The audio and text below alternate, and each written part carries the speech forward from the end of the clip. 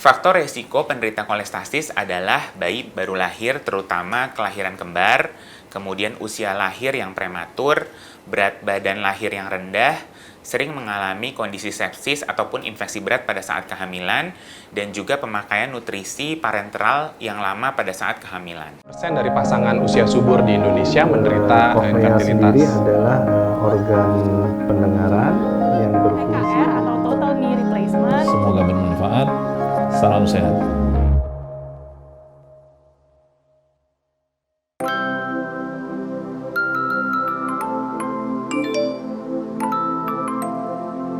Halo sahabat Premier, berjumpa lagi dengan saya, Dr. Aryo Perbowo Putra, spesialis penyakit dalam yang berpraktek di Rumah Sakit Premier Jatinegara. Kolestasis merupakan gangguan aliran empedu sehingga menimbulkan masalah kesehatan terutama di saluran pencernaan kita.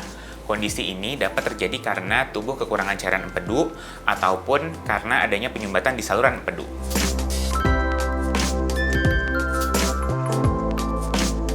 Tanda dan gejala kolestasis seperti penyakit kuning.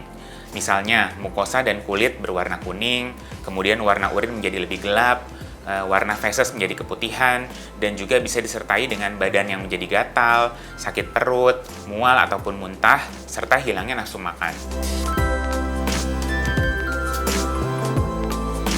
Ada dua hal yang menyebabkan kolestasis. Penyebab pertama, kolestasis intrahepatik atau dari dalam organ hatinya.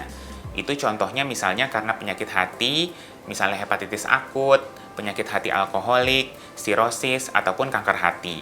Kemudian yang kedua, bisa karena efek samping obat-obatan, misalnya obat skizofrenia, obat antibiotik, steroid, obat lambung, ataupun pil KB.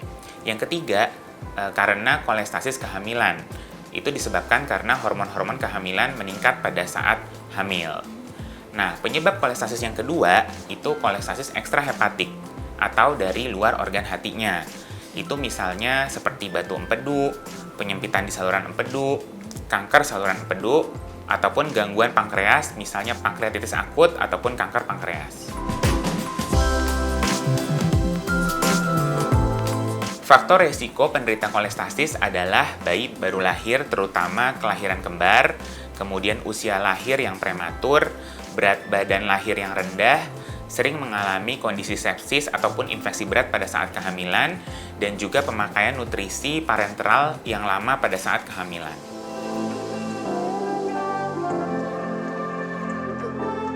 Dokter akan melakukan anamnesis dari cerita, tanda, ataupun gejala yang pasien alami.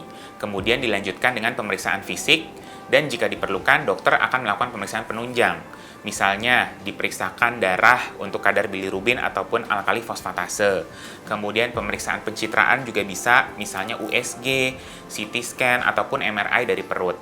Ataupun bisa dilakukan ERCP dan juga biopsi hati.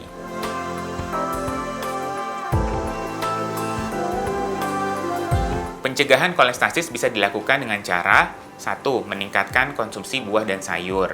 Kemudian yang kedua, bisa mendapatkan vaksinasi hepatitis. Yang ketiga, tidak mengkonsumsi alkohol secara berlebihan. Yang keempat, menghindari penggunaan obat intravena dengan jarum suntik secara bergantian. Sekian informasi yang dapat saya bagikan. Semoga bermanfaat bagi sahabat Premier semua. Jangan lupa klik tombol subscribe dan nyalakan loncengnya untuk mendapatkan notifikasi kesehatan dari Rumah Sakit Premier Jatinegara. Terima kasih dan salam sehat.